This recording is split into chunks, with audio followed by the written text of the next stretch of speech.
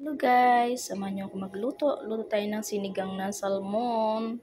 Ayan, nilagyan ko na ingredients sa ilalim. Luya, bawang sibuyas, saka kamatis. Maraming kamatis.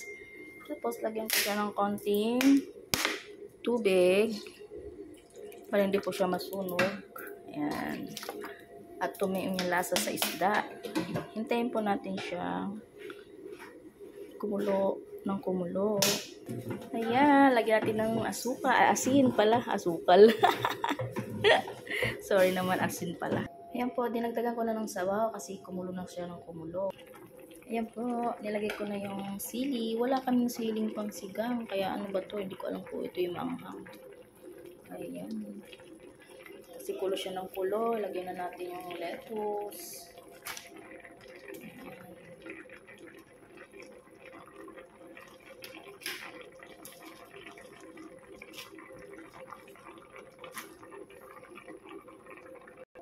Ayan, after 5 minutes, ano na siya, lanta na yung ating dahon.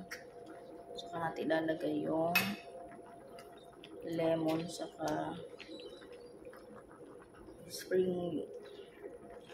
onion spring. Ayan, hindi ko mabanggit.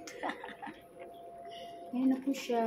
Lagyan natin yung lemon at saka yung spring roll. Ayan, pinagsabay ko na siya.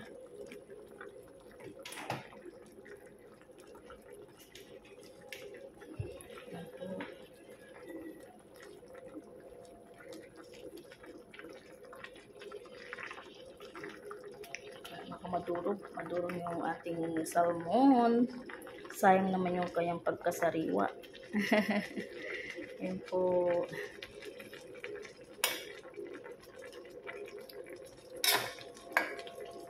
Sabihin naman walang lasa kasi matabang lang ako magtimpla. Harap. Lutuin lang natin ng sandali lang yung ating lemon. Lalasa lang siya para hindi siya lutong-luto. Para mabango.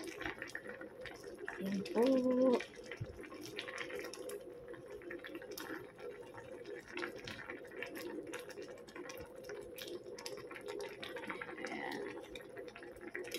Thanks for watching.